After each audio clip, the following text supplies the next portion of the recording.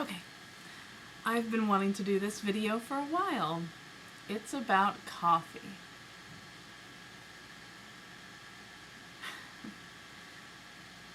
There's a lot of people out there who say, I can't live without coffee.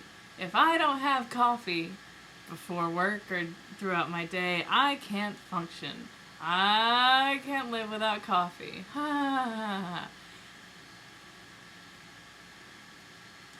Even though it's socially acceptable, affordable, legal, and for the most part non-lethal, it's still an addiction.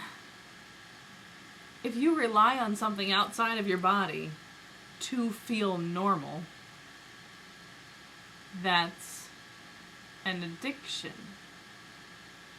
And there's probably people out there being like, come on, you gotta give me something here. I'm not smoking crack, I'm not shooting up, it's just coffee, lay off, lighten up. And I take that into account. I definitely do. But an addiction is an addiction. When it affects your mood, if you don't have it, there's a deeper issue that you may want to look into, is all I'm saying. I drank coffee for years and years, not, an obscene amount, but probably a cup a day, maybe a medium. And I personally was happy to say clever things like, I'd like a light and sweet like me. Like I'm the first person to think of it. And so that was fun. But when my work changed locations, I thought, do I make this new Dunkin' Donuts or whatever a part of my day or what? I thought, well, let me just try taking this out of the equation. I expected to have awful headaches. I didn't.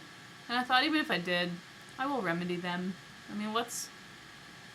I've had awful headaches before, but you'll survive. Unless it's one of those, like, life-ending headaches in which you should call 911.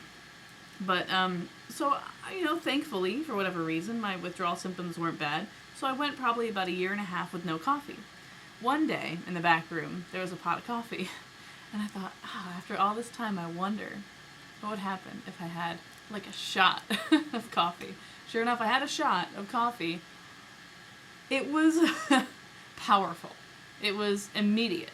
I started sweating, which was not good for sales. But, so I thought, wow, this little bit of coffee does so much for me. What would 2 shots do and 3 shots do? And then I started drinking it every day and kind of making a joke of it.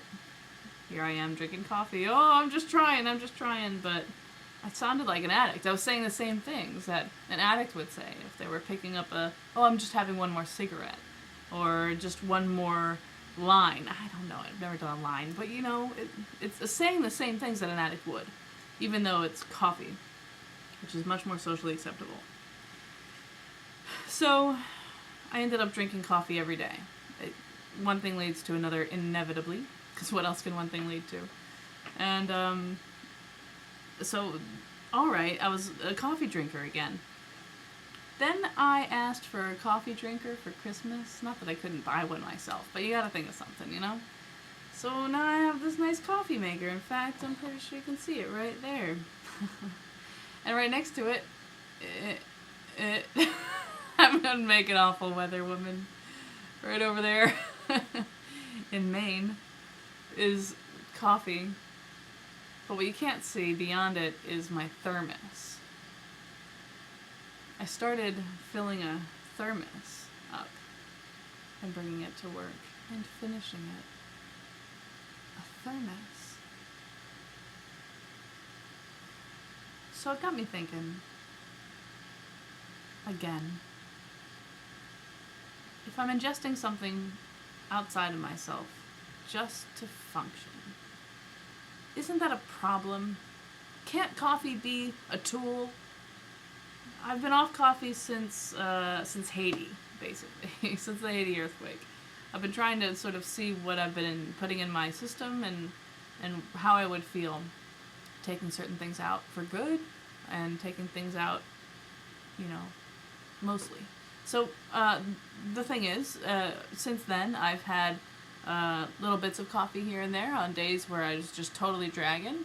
I did find that when I was recording my midday breaks, I'd start off a little groggy, but as soon as I got into it with no coffee, the act of doing the breaks totally hyped me up. By the end, I'm, tapping my foot and singing songs, between breaks. And I'm realizing, okay, so it wasn't necessarily the coffee that was making me hyped up. It was the fact that I love my job. Okay, that's good. That's step 2. So my thought basically is we make fun of coffee addicts and we make light of it. And it's that one thing that you can have. And it's okay. And maybe it is. But I would ask you to think about that addiction. Call it what it is. And take it seriously. And there's nothing wrong with coffee, but use it as the tool that it is. Don't rely on it. I can't tell you what to do, but relying on it is just makes you kind of weaker, right? I mean, I rely on this big fat glass of water, but I need it. And I think it's pretty cool to need less and less and less. So, I don't know, just a thought. I want to be redundant right now and just say everything I've said all over again, because I'm not sure everybody's going to really agree with me on this, but an addiction is an addiction. To food, to caffeine, to nicotine, heroin. Really, what's the difference when you can't live without it? Just a thought. Tomorrow on the Colin McEnroe Show, Dan Savage.